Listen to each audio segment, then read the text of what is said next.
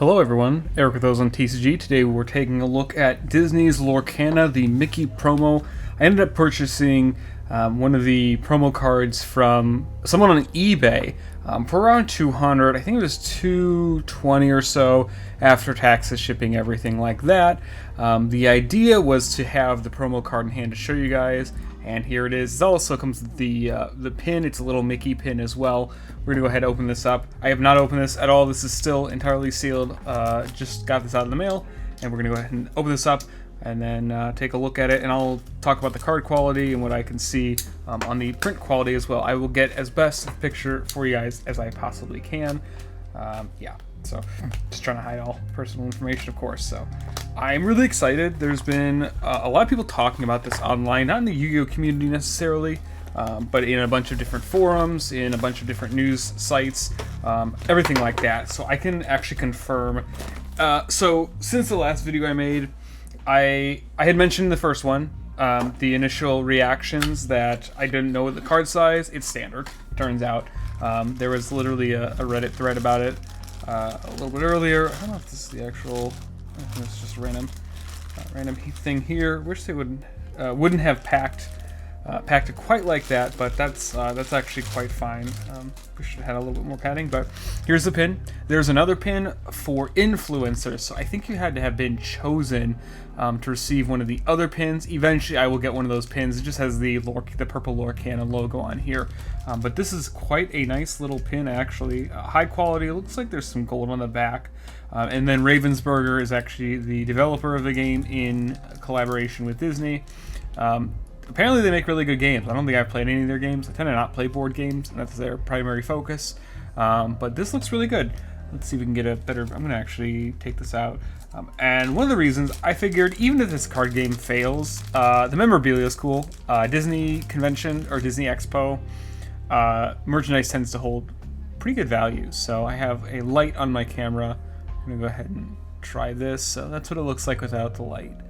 So looks really, really good. Honestly, I would wear this if I cared for more Disney stuff, or if I didn't care about the collectible resale value later on. As far as the actual card, let's talk about this. So this is my first time seeing the card in person. You guys can't see it on your end necessarily. You can see kind of in this reflection right here. The print quality is very, very good. This is incredible work, actually, from the printer, front and back. I'm gonna try and take this out. Ooh, oh, okay. So this is like it's still matte technically, so it feels like a little bit like the back of your card, but it's slightly textured. Unfortunately, it looks like there's a bit of a dent right here, and that's actually fine. That's not really going to be an issue too much, probably from the pin. Again, better.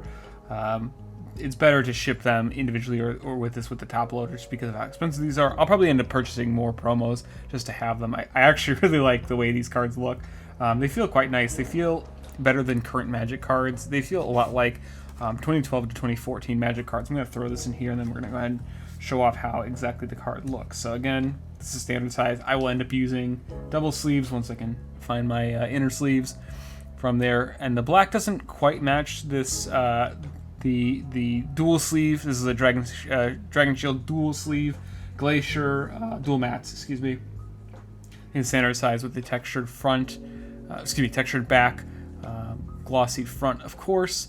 Looks very nice. Honestly, I hope they allow double sleeving, but honestly, the picture quality, the ink quality, the art quality is definitely really good. Some of the best I've seen in a trading card game, honestly. Looks way better than a lot of Yu-Gi-Oh cards in the current game, and I'm excited to see how the rest of these cards look, if this is going to be consistent or if this is just for the promo cards. I read somewhere, I don't know if it's true, that this Mickey is not going to be reprinted once the initial set comes out, something like that, but they are going to be making it more player focused rather than collectors focused. So like in Pokemon right now, generally speaking, it is more of a collector's game. Not a lot of people actually play Pokemon. If you have Pokemon cards, you generally just collect them. That's been the trend for a while. Apparently, Ravensburger and Disney are trying to make the game as competitive as possible, or at least have as many players as possible. And I'm sure it's going to be simple because I'm sure children are going to be playing this, since that's the primary demographic for Disney, children and very young teens. So I assume the rules are going to be simple, and the cost of everything is going to be relatively cheap. Singles will probably end up being cheap overall. However, I could see it being like a Digimon or Vanguard situation where the expensive alt-Rs are very expensive. Kind of same with Pokemon. Meta decks tend to cost around $100 to $200 for anywhere from the best to, the best of the best in a given format. In Digimon and Vanguard, decks that are tier 1, tier 2, anything like that tend to be pretty cheap, probably under $100, I would say. I think they're going to go the Vanguard Digimon route, but to max out your decks in any rarity in those games, it is potentially thousands of dollars. Some of the staples in something like Pokemon tend to hold value, but yeah, again, a little disappointed about the little dent in here. I'm sure I could actually work this out by just pressing it together for a while. That actually technically does come out, and it would hide it well enough. But really excited to see how the rest of these cards look. I really like this card, so eventually I'll get more. There's also a version that has all the cards currently revealed, I think all 5 or 6, whatever, in like a box. You guys will see that on screen. And it's expensive. It's a couple $1,000s right now because people just want to build up hype. You don't want to leave any money on the table. And what that means is you don't want to undersell what you have. You don't want to list it for less than what it probably will be worth in the future. And honestly, I think this stuff will be easily worth quite a bit more in the future. But with the light on, we can see looks very nice. I'm going to, again, throw a double sleeve on here. Would highly recommend if you have this kind of promo to do the same thing. But otherwise, the cardstock quality, very good. I like the way these feel. They feel like fresh Pokemon cards and older, 10 years old Magic cards and before.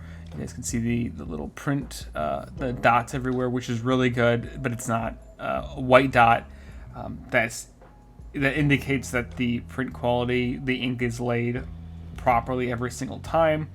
There really aren't any production errors whatsoever. I'm really excited to see how these look. So that looks absolutely phenomenal. And with this new camera, glad I can actually record it now, so we won't have any issues with picture quality anymore. This camera is absolutely fantastic, especially for the price. But we'll have to see how the rest of these look. Let me know what you guys think about this. Again, I really like this. We'll talk more about Lorcana as we get more news. Eric with OzoneTCG. Thank you as always for watching.